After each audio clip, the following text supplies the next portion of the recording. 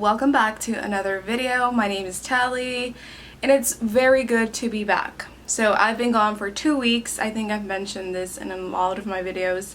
So if you haven't been keeping up, I was on vacation for 2 weeks, so I haven't been posting a lot of like book videos. So I'm back and it's very exciting to be back.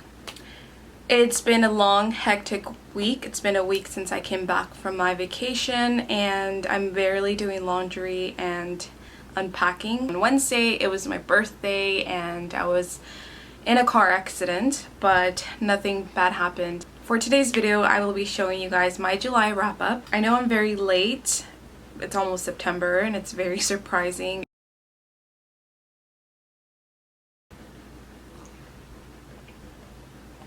So I've been doing a lot of changes for my booktube channel. There are a lot of things that I'm super passionate about, especially photography and film and books and fashion and stuff like that and lifestyle. So I came to the conclusion that my booktube channel will include vlogs of my lifestyle, some fashion and stuff like that, because why not? I just want my channel to have different things. But now let's get to the video. The first book that I'm going to show you guys that I read for the month of July, it is Finders Keepers by Stephen King, and this is the second book of the trilogy for Mr. Mercedes.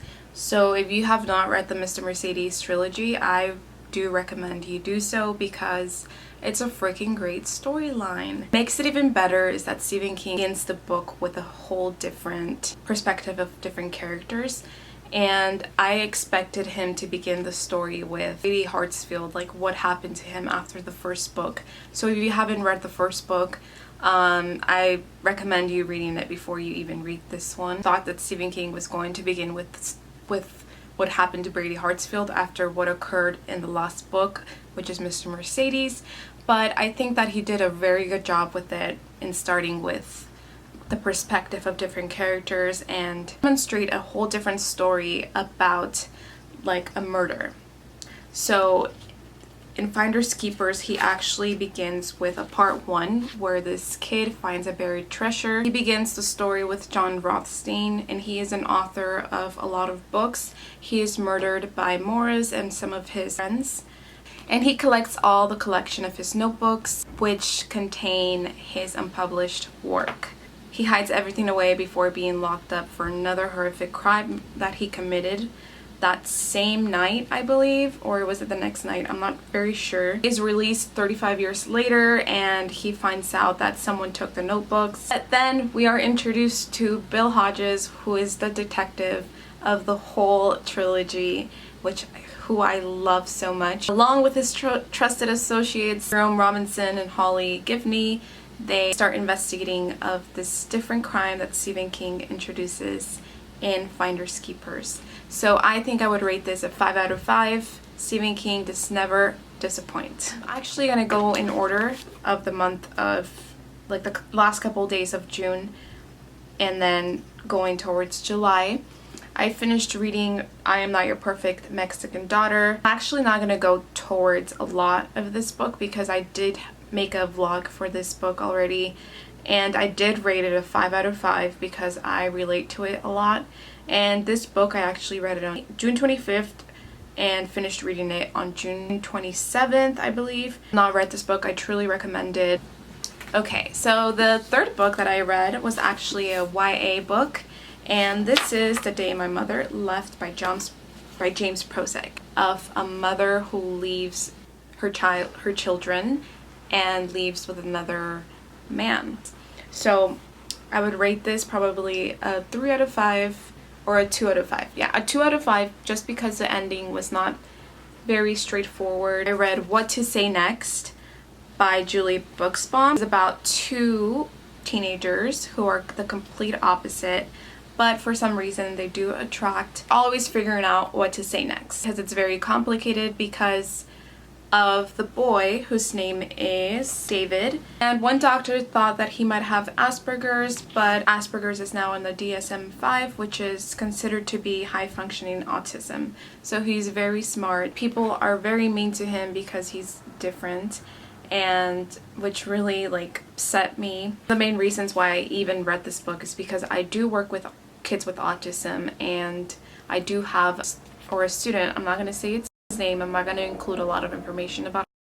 I have high functioning autism. He's very smart, but he does have a lot of like problems being social. It reminded me a lot of the character from here, who is David.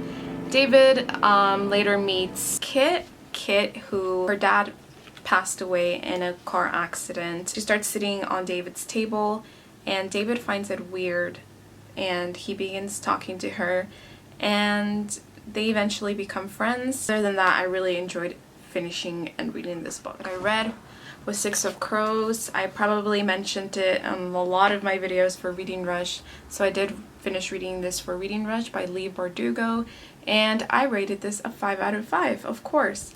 I really enjoyed it. I'm not going to talk so much about this book because I already did in a lot of my videos. But another book that I read for Reading Rush was I Wish You All the Best by Mason Deaver, and I rated this a 5 out of 5 because I truly enjoyed this book. There has to be a lot more books about this, and I really love the topic, and it informed me more about what being non-binary really is. So 5 out of 5 would truly recommend. Okay, another book that I read was #famous, and I did mention it on my Reading Rush videos because I did read it for Reading Rush.